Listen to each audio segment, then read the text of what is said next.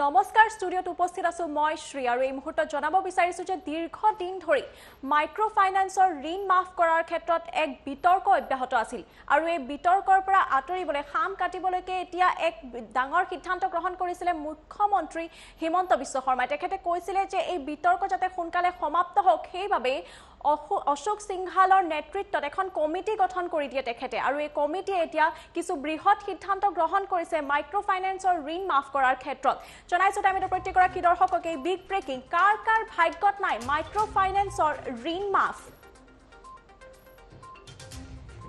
Micro ফাইনান্সৰ ঋণ ৰেহাইৰ ক্ষেত্ৰত কঠোৰ চৰ্ত আৰোপ কৰা হৈছে পৰিয়ালৰ বাৰ্ষিক উপাৰ্জন 1 লাখ টকাৰ অধিক হলে নহয় ঋণ মাফ 2020 31 ডিসেম্বৰৰ পিছত ঋণ লোৱা সকলে নাপাব এই সুবিধা ঘৰত যদি আয়কৰ দিয়া লোক থাকে তেন্তে ঋণ মাফ নহব ঘৰত 4 চকীয়া বাহন থাকিলেও ঋণ মাফ কৰা নহব সেই সকল লোকক ঘৰত এজনতকৈ বেছি ঋণ লতা যদিহে আছে তেখেত সকলকো ঋণ মাফ কৰা নহব 1 লাখ টকাৰ অধিক ঋণ ললে নেপাব এই সুবিধা ঋণ পৰিশোধৰ ম্যাদ 24 মাহৰ কম হলে নেপাব এই সুবিধা আৰু এই বৃহৎ ঘোষণা কৰা হৈছে মূলতকৈ সুদৰ পৰিমাণ অধিক হলেও ঋণ মাফ কৰা নহব বুলি এক শৰ্ত দিয়া হয় ৰাজহুৱা খণ্ডৰ বেংকৰ সুদতকৈ 2.75%তকৈ অধিক সুদ হলে মাফ কৰা নহব এই সুবিধা মূল আৰু সুদৰ উপৰিও বেলেগ কোনো ধৰণৰ দেনা থাকিলেও মাফ নহব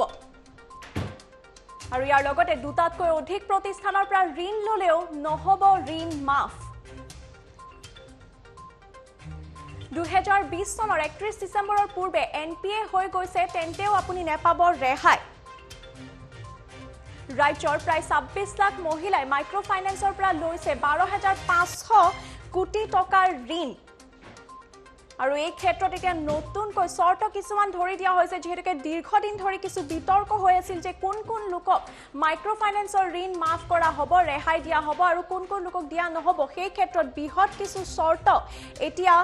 দিয়া হৈছে মন কৰিবলগীয়া কথা এই মুহূৰ্তে যে ৰাজ্যৰ দৰিদ্ৰ লোকসকলক বিভিন্ন সহায় কৰাৰ অজুহাত দেখুৱাই পেলাই মাইক্ৰ ফাইনান্স প্ৰতিষ্ঠানসমূহে জধে মধে ঋণ প্ৰদান কৰাৰ ফলত এতিয়া গ্ৰাম্য অঞ্চলত এক বিৰূপ প্ৰভাৱ পৰিছে বহুতো লোকে প্ৰতিবাদ কৰি আহিছে মাইক্ৰ ফাইনান্সৰ ঋণ মাফ কৰাৰ বাবে আনকি মাইক্ৰ ফাইনান্সৰ প্ৰতিষ্ঠানৰ এজেন্টৰ দ্বাৰা নিৰ্যাতিত হ'ব লগা হৈছে বহুতো দুখীয়া মহিলা অৱশ্যে বিগত নিৰ্বাচনৰ সময়ত দুখীয়া মহিলাসকলৰ আত্মসন্মান যাতে লাঘৱ নহয় সেই লক্ষ্যৰে এতিয়া বিজেপি মাইক্ৰ ফাইনান্সৰ ঋণ উভতাই দিব বুলি নিৰ্বাচনী প্ৰতিশ্ৰুতি দিছিল আৰু সেই প্ৰতিশ্ৰুতিৰ পিছতে বহু দিন ধৰি এক বিতৰ্ক অব্যাহত আছিল যে যেহেতুকে ঋণ মাফ কৰা হ'ব বুলি কোৱা হৈছিল হসাকে ঋণ মাফ কৰা হ'ব সকলোকে কৰা হ'ব নে নহব এনে ধৰণৰ বিভিন্ন কথা কোৱা হৈছিল আৰু এতিয়া তেনে ধৰণৰ কিছু কথা ধৰি দিয়া হৈছে যে 1 লাখৰ যদি অধিক ঋণ আপুনি লৈছে তেন্তে আপুনি এই সুবিধা নাপাব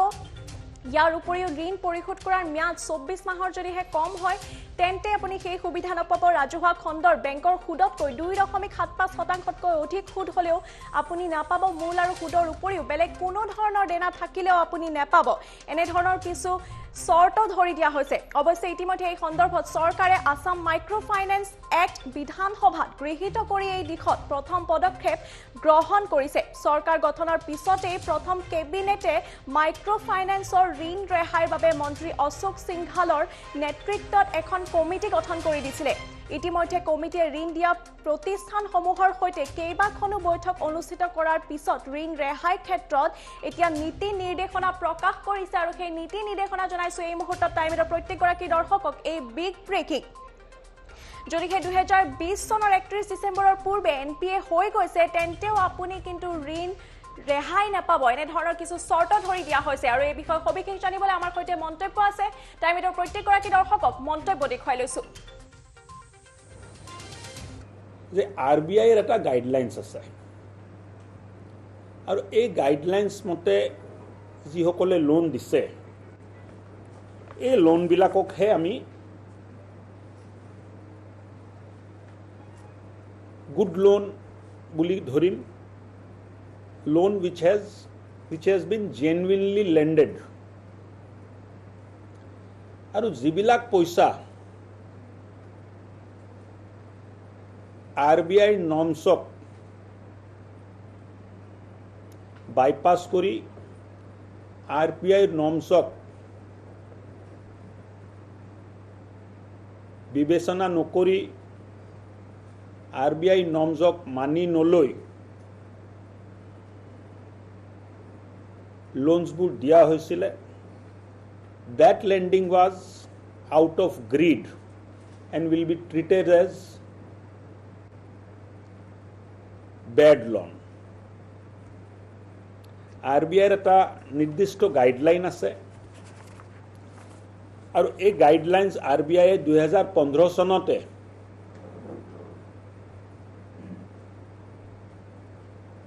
দিছিলে তাৰ পিছত এপ্ৰিল 2016 সনত এটো আপডেট কৰি দিছিলে ইয়াত লেখা আছে যে মিউচুৱেল ফাণ্ড মাইক্ৰো ফাইনেন্স বৰোয়িঙৰ কাৰণে ৰুৰেল হাউছহোল্ড ইনকাম যাৰ 1 লাখ টকাৰ কম হ'ব তাকে মাইক্ৰো ফাইনেন্স দিব লাগে বা দিব পাৰে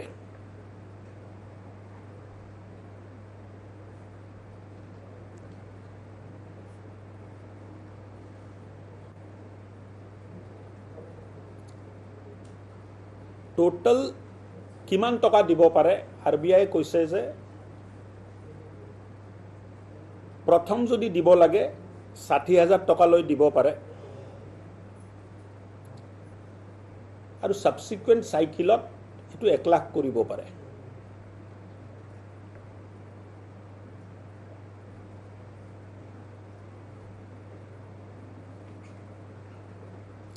তাৰ অৰ্থটো হল total indebtedness of the borrower does not exceed 1 lakh at any given point of time. তাত যদি কোনবাই এডুকেশন পাৰপাজৰ কাৰণে আৰু মেডিকেল এক্সপেন্সৰ কাৰণে পইচা লৈছে এটো তাত ধৰা নহব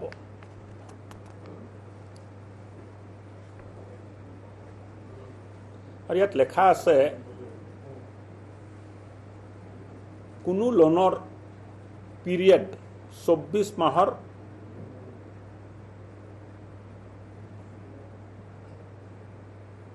কম হ'ব নোৱাৰিব আৰু বিভিন্ন তেখেতসকলে ক্ৰাইটেৰিয়া মানে ধাৰ্য কৰি দিছে তাৰ ভিতৰত আৰু এটা ক্ৰাইটেৰিয়া ধাৰ্য কৰি দিছে যে কিমান ইন্টাৰেষ্ট ৰেট ল'ব পাৰে ইন্টাৰেষ্ট ৰেট লোৱাৰ সময়ত তেখেতসকলে কৈছে যে 5টা লাৰ্জেষ্ট কমাৰ্শিয়াল বেংক তাৰ এভাৰেজ বেস ৰেট যেটো আছে তাৰ 2.75 টাইমছ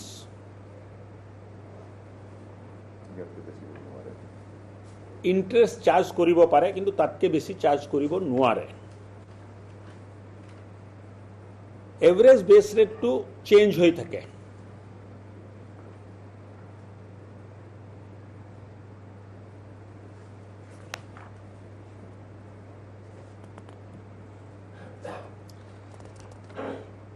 ইন্টাৰেস্ট ৰেট সুদ আৰু মূল প্ৰিন্সিপাল এন্ড ইন্টাৰেস্ট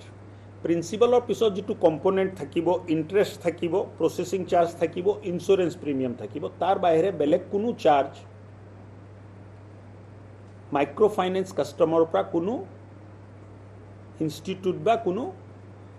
বেংকে হওক মাইক্ৰো ফাইনেন্সে হওক ল'ব নোৱাৰে যে RBI এৰ একটা গাইডলাইনস আছে আৰু এই গাইডলাইনস মতে যি সকলে লোন দিছে এই লোন বিলাকক হে আমি গুড লোন বুলি ধৰিম loan which has been genuinely lended আৰু যিবিলাক পইচা RBI নৰ্মছক RBI গাইডলাইনস মতে চলা হেতেন সব ব্যৱস্থাটো যদি ভালকে চলা হেতেন চৰকাৰৰ ইণ্টাৰফাৰেঞ্চ কৰাৰ কোনো প্ৰয়োজন নাছিল। আমি যেতিয়াই গাইডলাইনছ আৰু ৰুলছবিলাকক ভাঙো তেতিয়াহে সমাজত এটা বিশৃংখল পৰিস্থিতিৰ সৃষ্টি হয়, আৰু যেতিয়াই সমাজত বিশৃংখল পৰিস্থিতিৰ সৃষ্টি হ'ব এটা ডেমক্ৰেটিকলি গণতান্ত্ৰিক প্ৰক্ৰিয়াৰে নিৰ্বাচিত হোৱা ৰাইজ দৰ্দি গৰীবৰ স্বাৰ্থত কাম কৰা চৰকাৰে ইণ্টাৰফেয়াৰ কৰিব লাগিব, আৰু যেতিয়া যেতিয়া এই ব্যৱস্থা হ'ব তেতিয়া তেতিয়া চৰকাৰে ইণ্টাৰফেয়াৰ কৰিব, কথাটো জানি থাকক। চৰকাৰৰ পৰা বেংকে কেনেকৈ ৰিকভাৰ কৰিব? মইতো প্ৰক্ৰিয়াটো আপোনাক বুজালোঁ, এইটো বেংকে বুজিব কোনে ভৰিব। আপুনি যদি বেআইনীভাৱে দুটাতকৈ বেছি মানুহক যদি আপুনি লোন দিছে, এইটোতো চৰকাৰক সুধি দিয়া নাই। আৰু লোৱা মানুহজনটো লৈছে, লোৱা মানুহজনী মানে যিজনী দুখীয়া মহিলা আছে তাইতো RBI গাইডলাইন্স নাজানে নহয়, জানে জানো? আৰু তাক যদি ক'লে হয় যে দুজনতকৈ বেছি দিব নোৱাৰে, আপুনি দুজনৰ পৰা লৈ ৰাখিছে, মোৰ পৰা যদি আপুনি লয় আপুনি এটা বেআইনী কাম কৰিব, এইটোতো লিখি দিয়া নাই। তেখেতে লোৱা মানুহজনীয়ে লিখি দিছে নেকি যে মই বেআইনী কাম কৰাবৰ কাৰণে প্ৰস্তুত আছোঁ? RBI গাইডলাইন্স মতে চলাহেঁতেন, চব ব্যৱস্থাটো যদি ভালকৈ চলাহেঁতেন, চৰকাৰৰ ইণ্টাৰফাৰেঞ্চ কৰাৰ কোনো প্ৰয়োজন নাছিল। কোনো লোন 31 ডিচেম্বৰ 2020 চনৰ আগত যদি NPA হৈ গৈছে, সেই লোনটো এই কমিটিৰ কনচিডাৰেশ্যনত নাহিব। লগতে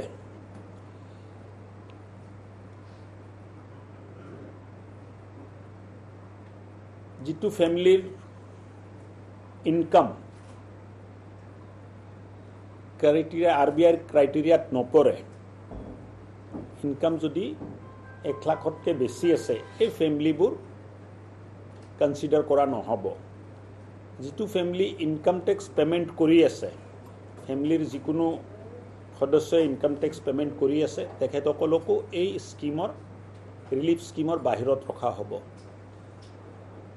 যিটো ফেমিলিত এজনৰো অধিক লোন লোৱা মানুহ আছে, তেখেতসকলকো এই স্কিমৰ বাহিৰত ৰখা হ'ব। আৰু লগতে আমাৰ যিটো ষ্টেণ্ডাৰ্ড প্ৰেক্টিচ আছে, 4 চকীয়া বাহন যদি থাকে তেতিয়াও এই পৰিয়ালটোৱে এই স্কিমৰ আওতাত বাহিৰত থাকিব। বেচিকলি এই স্কিমটো মুখ্যমন্ত্ৰী ডাঙৰীয়াই যিটো কৰিছে, এই স্কিমটো হ'ল দুখীয়া মহিলাক সকাহ দিবৰ কাৰণে। কোনোবাই 5,000 টকা লৈছিলে, কোনোবাই 10,000 টকা লৈছিলে, কোনোবাই 12,000 টকা লৈছিলে, পইচাটো ঘূৰাই দিব নোৱাৰে, ঋণ হৈ গৈ আছে। এই দুখীয়া দৰিদ্ৰ মহিলাক সন্মানেৰে জীয়াই থকাৰ বাবে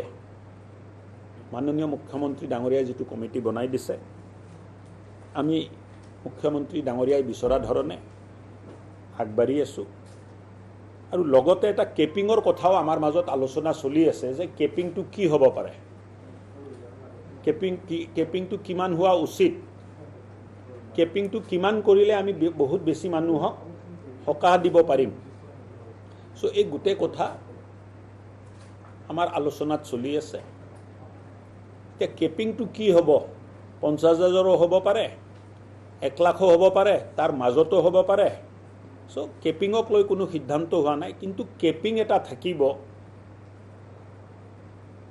গোটেই কথাটো যে ব্লেংকেট নহ'ব, এই কথাটো আমি চবে জনা উচিত। RBIৰ আৰু এটা নৰ্মছ আছে যে মূল ধন যিটো লোৱা গ'ল তাতকৈ সুদ বেছি হ'ব নোৱাৰে। The interest cannot be more than principal.